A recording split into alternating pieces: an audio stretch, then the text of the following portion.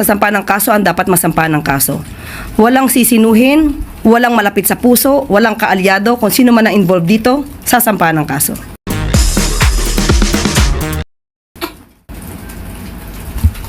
Thank you po. Next is Alvin Baltasar, Radyo Pilipinas.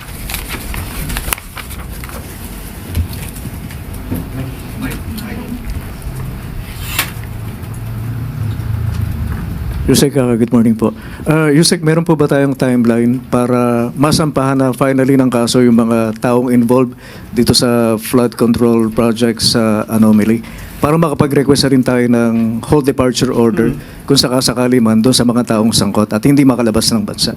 Sa ginagawa pong pag-iimbestiga ng Pangulo dito, ito naman po ay hudyat na rin po para sa mga ibang government agencies like COA, BIR, LGUs, Bureau of Customs, na magkaroon po ng pag-iimbestiga rito. Maraming po tayo nakikita na maraming nagkakaroon ng luxury cars. Malamang ay dapat makita rin po ito ng BOC kung ito po ba ay bayad sa mga taxes na required. At sa mga LGUs po, kung makikita po natin na itong mga contractors na to, mga kontratista na to ay napakalaki ng mga proyekto at malaki ang kanilang kinikita. Tingnan po nila kung ito po ay naaayon din sa mga mayor's permit or business permit na kanilang binabayaran sa LGUs. Pati po sa BIR. So, ito po yung pag-iimbestiga ng Pangulo ay hudyat sa bawat ahensya na gawin din nila ang kanilang trabaho upang mag-imbestiga patungkol dito. Follow up po, Sir Ivan Mayrina, GMA.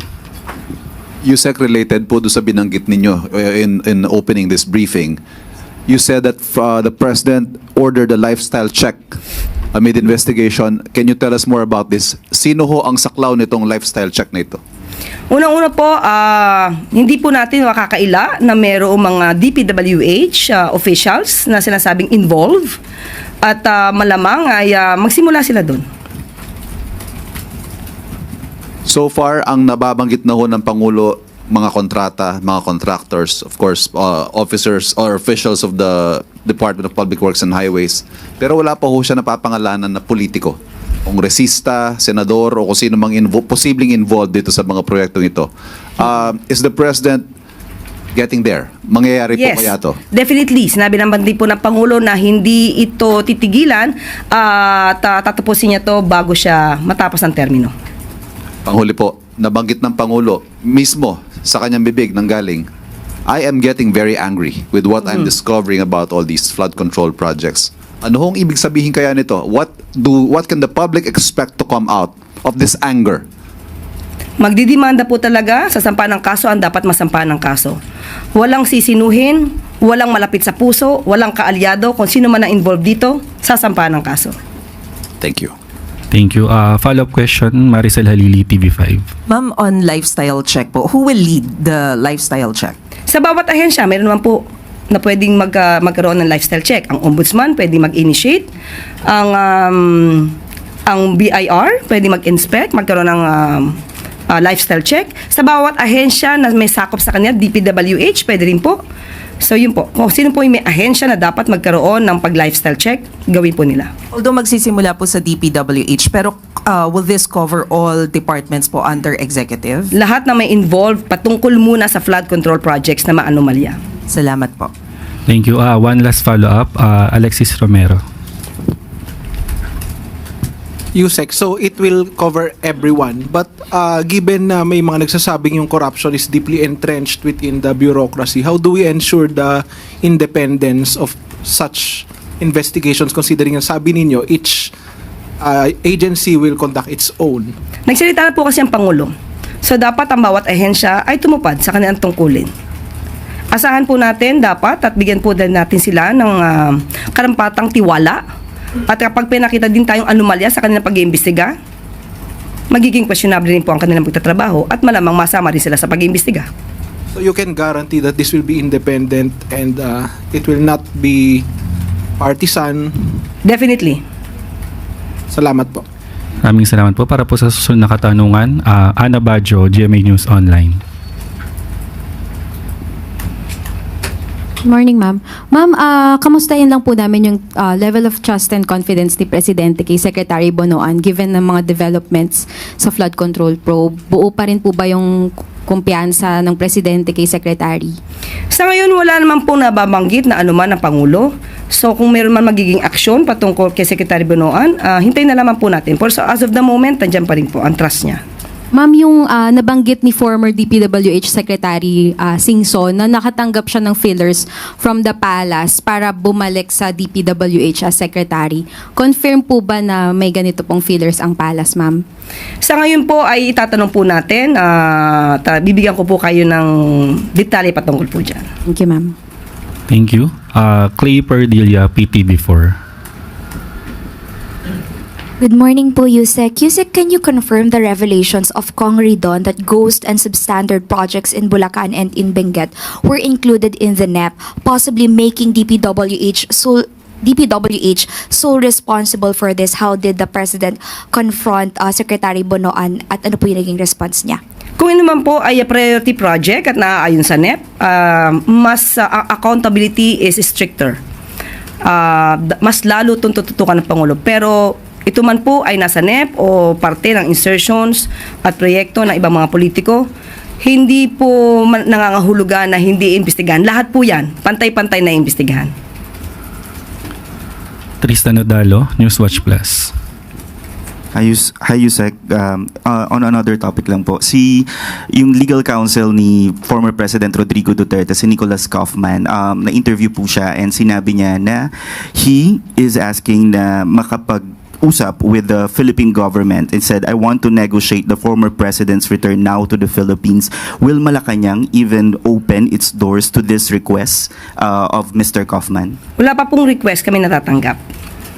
But kung dumating man po yung request, ma'am, willing ba ang Malacanang makipag-usap? It's so hypothetical right now. So magbigay muna siya ng request. Okay. Thank you. Bettina Onite, Manila Bulletin.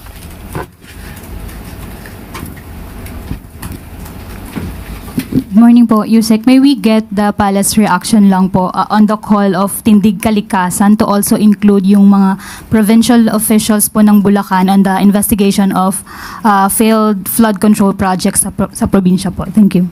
Lahat po ng kasabwat, ayon naman po sa Pangulong Marcos Jr., lahat ng kasabwat, lahat na may kinalaman at lahat na nakipag-conspire sa ganitong klase mga anomalyang flood control projects, lahat po yan ay kasama sa pag-iimbestiga. Ivy Reyes, Bilyonario. Good morning po, Yusek. DPWH Department Order 148 amends the responsibilities of key officials and Undersecretary Roberto Bernardo is out of the list. Wala rin po siya sa official directory ng DPWH. Can we confirm po if he's still with the DPWH? As of now, on medical leave siya. Yun pa lang yung update natin. Thank you po. Follow-up na lang din po. Yun pong contractor sa Benguet rock netting project at rockshed project ay dating tumakbo po under Partido Federal. May comment po ba ang palace on this? Kaalyado o hindi kaalyado, kung sila po ay kasangkot sa mga anomalyang project, paiimbestigahan din po yan. Thank you po. Tuesday New DCBB. Lumabas po, ma'am, sa ilang reports recently na nag-submit si Mayor Benji Magalong kay Presidente ng documents folder of some anomalous flood control projects. Ito na po ba yung sinasabi before ni Mayor Magalong na may 57 di umano na mga mambabatas yung hinihinalang sangkot dyan sa ilang mga proyekto na yan? At kung sakali, ma'am, na kay Presidente na at pinag-aaralan na yan, ipapatawag ba niya for a one-on-one meeting si Mayor Magalong para malinawan yung mga dokumento na yan? Opo, nakapag-submit po ng mga dokumento si Mayor Magalong kay Pangulo at ang Pangulo naman po ay open na makausap si Mayor Magalong kahit naman po sino ay open ang Pangulo kung ito naman po ay patungkol sa mga anomalyang flood control project. So, kahit sino po, lalong-lalo na po si Mayor Magalong, welcome po ang mayor para makausap po ang Pangulo patungkol po dyan. Another follow-up, ma'am.